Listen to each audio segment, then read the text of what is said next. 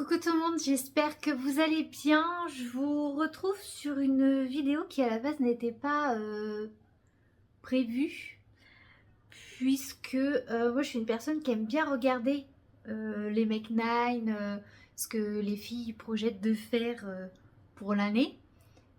Mais je me suis dit que moi je ferais probablement jamais ça, étant donné que je ne tricote pas très vite. Et puis que je suis encore vraiment en phase, j'estime, d'apprentissage, même si le tricot on apprend toujours. Les filles qui sont habituées ont certains réflexes, se posent peut-être moins de questions sur s'il y a des ajustements à faire, enfin vont vite repérer la laine qui correspond, les ajustements qu'elles souhaitent faire par rapport à ce qu'elles aiment porter. Et ce qui fait que moi jamais je me suis dit je ferai ça. Mais il s'avère que j'ai fait un gros tri dans mon dressing fin janvier. Ça faisait longtemps que j'en avais fait un. Et là j'étais dans un mood vraiment ménage de printemps. Vraiment ce jour-là ça a été ménage à fond, tri dans le dressing. Et tri également dans les sacs, vous savez, les sacs que vous mettez les affaires dedans et puis vous aspirez après avec l'aspirateur. Donc j'ai fait ça. Si vous me regardez baisser la tête, c'est pas que je suis timide, c'est que j'essaye d'avancer un peu sur mes chaussettes. Quand je les vois, je me dis que ça va peut-être être un peu grand, mais en même temps j'ai des mollets qui sont quand même assez gros. J'aime bien marcher, donc voilà, j'ai les mollets bien musclés. Et j'ai fait un tri, mais tellement drastique. Mais vraiment, hein, j'ai jeté peut-être à moi toute seule 2 sacs de vêtements. Donc, j'ai récupéré pas mal de cintres, on va pas se mentir. Et ce que j'ai bazardé le plus, c'est les pulls. Alors, quand je dis jeter, il y a des vêtements que j'ai vraiment jetés. Enfin, j'ai un sac qui est encore dans la voiture. Il faut que j'aille à la déchetterie parce que c'est des vêtements qui sont vraiment trop abîmés. On peut rien en tirer. Par contre, il y a des vêtements qui sont pas du tout abîmés. Certains, je les ai même quasiment pas portés, voire pas du tout. Donc, ils sont en très très bon état. Donc, j'en ai fait don à la ressourcerie qui est à côté de chez moi. Et c'est simple, on est arrivé, on a rempli deux gros sacs poubelles de vêtements. Parce que avec ma soeur, c'est pareil, elle a fait un petit peu de tri, mais elle, c'était pas grand chose. Donc, je me suis retrouvée à regarder mon dressing une fois que c'était fini. Je fais, mais en fait, niveau pull, j'ai celui-là que je porte actuellement, qui est le classique, ma deuxième version. Et puis mon classique première version. Et après j'ai gardé 2-3 trucs du commerce pour pas non plus finir sans rien. Et parce qu'il y a un gilet que j'ai acheté il y a pas longtemps que j'aime bien. Et puis vous savez, les gilets vraiment longs que j'aime bien aussi.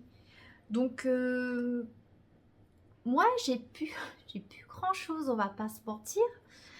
Donc je me suis dit, il va falloir que tu te mettes à tricoter des pulls pour venir compenser. Et il va falloir que tu mettes pied au plancher parce que t'es pas une tricoteuse très rapide. Et un an, ça peut très vite passer. Donc je me suis fait une liste de projets que j'aimerais réaliser cette année. Alors, j'ai fait plus ou moins une file sur Ravelry. C'est sujet à changement. Ma file est plus ou moins classée suivant un ordre de priorité / saison. Donc forcément, il y a des choses que j'ai mis d'abord parce que ça va être prochainement la saison, et d'autres que j'ai mis sur la fin parce que ça va être pour l'hiver. c'est sujet à changement parce que si je vois que je suis un petit peu trop longue sur certaines choses, eh ben, il y a peut-être des projets que j'avais prévus pour cet été qui vont être reportés à l'année prochaine. Alors, je regarde ma liste, elle est pas vraiment dans l'ordre, mais j'aimerais bien faire la camisole numéro 9 de My Favorite Things Knitwear parce que j'aime vachement la coupe. C'est d'un simple mais d'un efficace que j'aime grandement. Je sais pas en quelle couleur je vais la faire et je sais qu'il y a moyen de la faire dans deux laines différentes. Donc soit un coton mérino pour l'été, soit un mérino tout court pour l'hiver.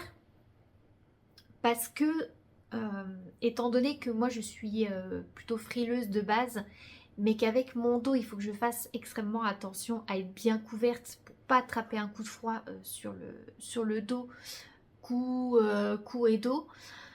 Bah c'est vrai que je mets beaucoup d'épaisseur, hein. Là vous voyez j'ai donc le pull, j'ai un sous-pull à manches à col roulé et j'ai un t-shirt à manches longues en plus. Et c'est là où moi je vois l'intérêt aussi du tricot, c'est que je peux choisir des matières qui sont chaudes de base. Donc peut-être être moins couverte, mais être mieux couverte. Hein, parce que vraiment l'hiver, moi j'ai l'impression de me transformer en bibendum. J'ai plus de couches qu'un oignon, c'est une catastrophe. Euh, c'est pas ouf. Et puis j'aimerais bien voilà, choisir la qualité à la quantité. Donc la camisole, ouais, ça me déplairait pas. Est-ce que je la ferai cette année? J'en sais rien. Honnêtement, c'est peut-être pas ma priorité. Il y a peut-être d'autres projets que je vais vous présenter après qui seront peut-être plus prioritaires et je garderai peut-être la camisole pour plus tard. À voir, mais vraiment ça fait partie de mon top que j'aimerais faire quand même assez rapidement. Ensuite, il y a le prune cardigan de Bredonia Knit. Alors, elle est connue sous le nom de Bérénice sur YouTube.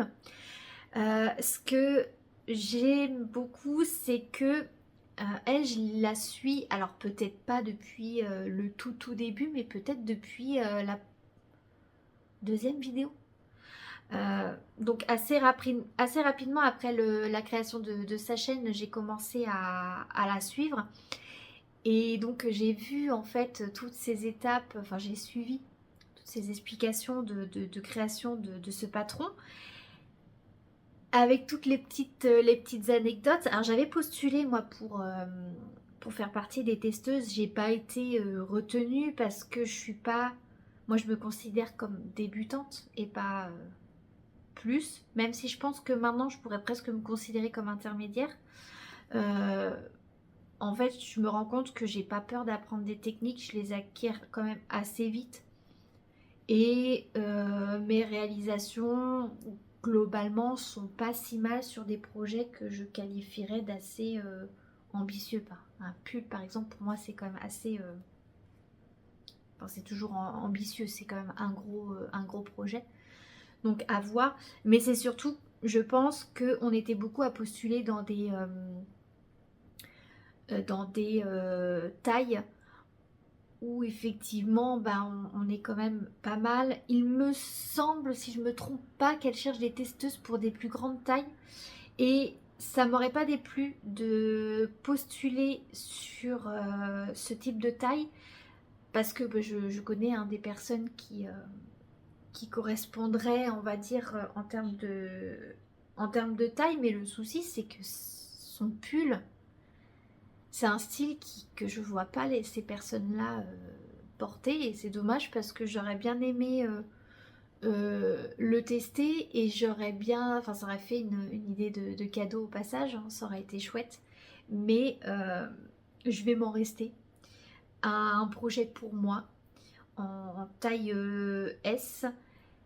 Et ce que j'aime bien à suivre comme ça les créatrice de patron, c'est qu'on a des petites anecdotes et notamment quand elle a envoyé le patron à ses testeuses, elle les a envoyées, je crois peut-être septembre, octobre. Donc on était en période automnale.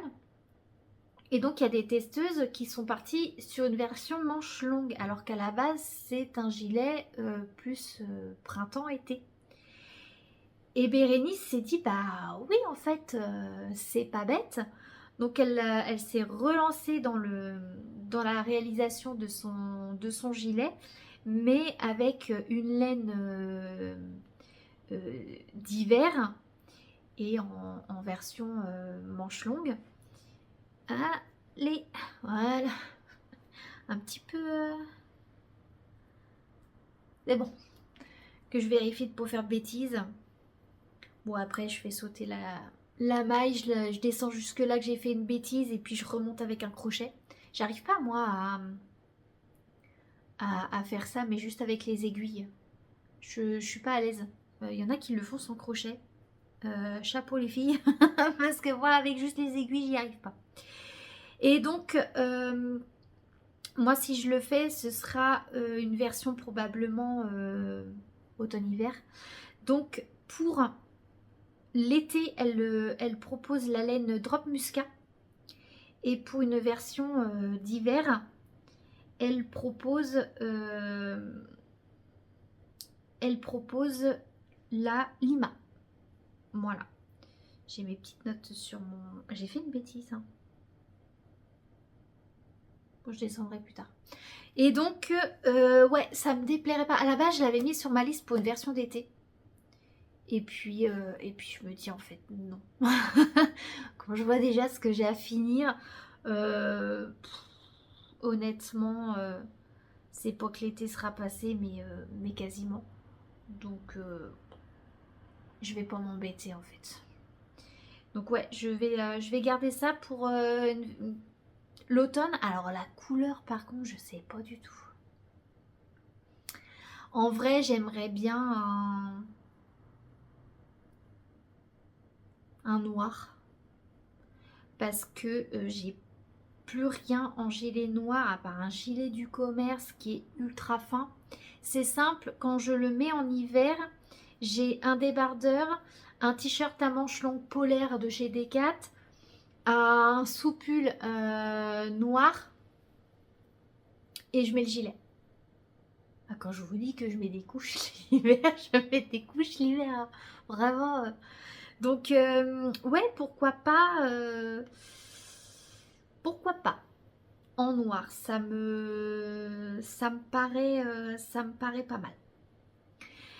Ensuite, j'ai mis le twist loop top de Other Loops. Il est déjà en cours techniquement. Et il me reste les emmanchures à faire et le teindre. Mais je prévois déjà de le refaire dans un autre coloris. J'ai déjà la laine. Et en même temps,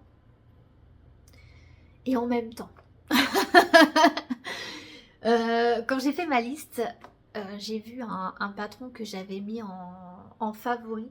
Je vous le mettrai là. Je suis volontairement décalée sur le côté pour laisser de la place pour mes fiches. Il y a un patron qui ne me déplairait pas de tester. C'est normalement avec de la Knitting for Olive. Je me demande si c'est pas un coton mérino. J'ai bien envie de le tester en coton tout court. À voir ce que je fais. Et ce qui me déplairait pas de faire, mais je l'ai pas mis sur ma liste, c'est le pull twist loop sweater. Parce qu'il est beau. Il est beau. Mais je pense que je vais faire un Other Loops par an, ce sera déjà pas mal. Donc que je finisse déjà mon top d'été, hein, ce sera bien. Mon avis, le sweater, ce sera pour l'année prochaine. Mais voilà, c'est des idées de patron que je voudrais réaliser, mais je ne l'ai pas mis sur ma liste. Parce que ça me paraît... vu les deux derniers que j'ai mis sur ma liste, ça va faire trop sinon. Là, on va partir sur un projet qui est pour moi extrêmement ambitieux puisque je me suis essayée que récemment au cable, donc au torsade. Et là, par contre, il y a de la torsade. C'est le Dagmar Sweater de Petite Knit. Et c'est un projet que je compte faire avec la Drops Alaska coloris chocolat. La quantité de laine est déjà dans le panier Kalidou. Parce que je l'ai pas à côté de moi, mais je suis en train de faire, vous savez, le gilet de berger, et là je me suis rendu compte que j'arrivais à la fin de mon côté en vert, et donc j'ai cherché pour avoir une laine drops qui soit à peu près dans les tailles. Donc j'ai pris, c'est de la quoi que j'ai pris, je sais plus, je vous le mettrai au montage.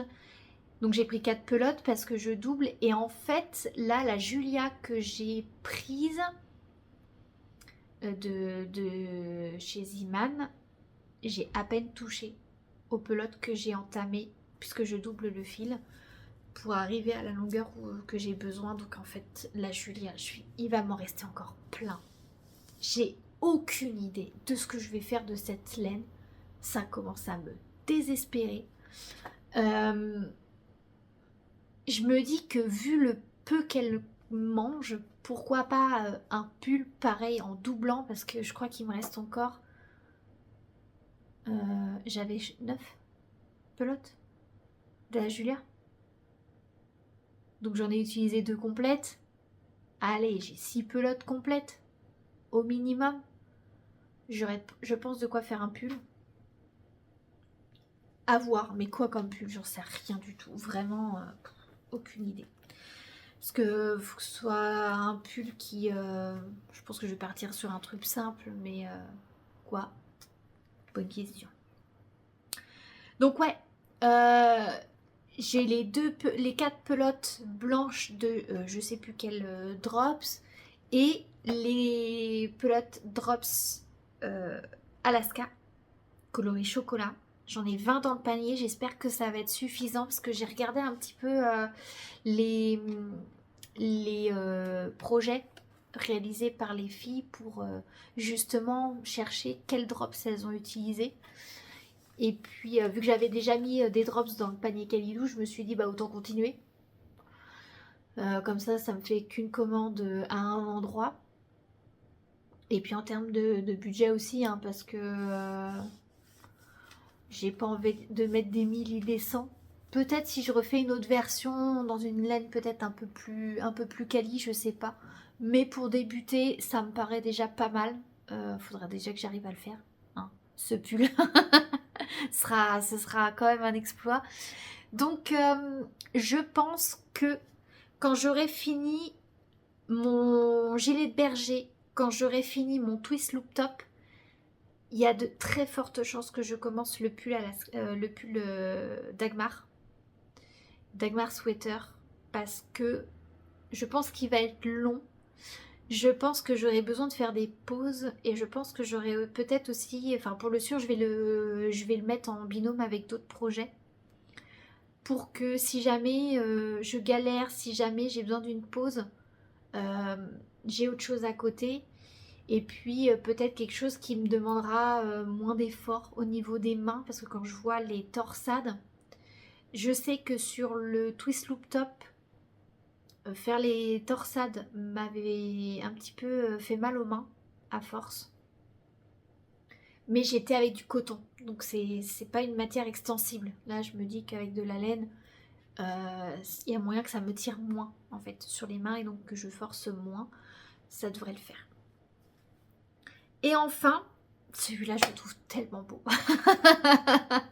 J'adore le style. C'est le Charlie Pullover de Morekanit. Il y a un autre projet de Morekanit aussi que j'ai vu qui me plairait bien, mais chaque chose en son temps. Et alors la laine, j'en ai aucune idée. Vraiment, vraiment aucune idée. Je sais même pas le coloris sur quoi je vais partir. Un blanc cassé beige, oui. Et après, au niveau de la rayure, je sais pas. Parce que je me dis, si je fais le gilet prune en noir, si je fais le Dagmar en marron,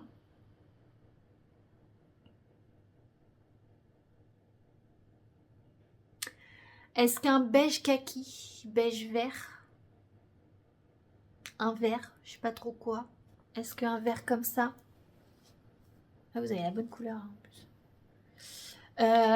Mon éclairage est mieux hein, sur cette vidéo, je tourne en plein jour. Je sais pas. Je sais pas encore. Je pense que je vais aller faire un tour sur les réalisations que les tricoteuses ont faites pour voir un petit peu les coloris qu'elles ont faites, enfin qu'elles ont utilisées, choisies. Je sais pas. Je sais pas. Ou un bleu. Un bleu peut-être. J'en sais rien. Je vais voir. Là pour l'instant, aucune idée de la laine choisie ni du coloris. Voilà. Voilà mes réalisations, enfin mes projets de réalisation pour cette année 2026. Vais-je y arriver? Bah on verra à la fin de l'année. De toute façon dans mes podcasts vous verrez au fur et à mesure ce que je termine et ce que je lance, ce que j'arrive à faire, s'il y a des choses sur lesquelles je galère, s'il y a des choses sur lesquelles je m'en sors très bien. Comme d'habitude, hein, je vous parle en toute transparence, sans filtre, je vous dis ce que je pense comme je le pense, et comme ça, bah, il n'y a pas de... je ne brode pas, on va dire, hein, sur ce que je vous présente. Et donc voilà, j'espère que cette vidéo vous aura plu, j'espère qu'elle vous aura donné des idées. C'est vrai qu'on va pas se mentir sur ce que je vous ai montré. Rares sont les projets qui sont peu connus.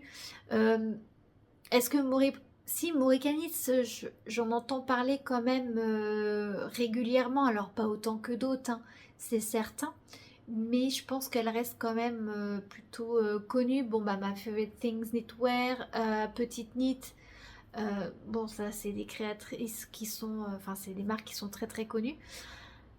Le patron de Bérénice, lui par contre, je pense qu'il est encore assez niche.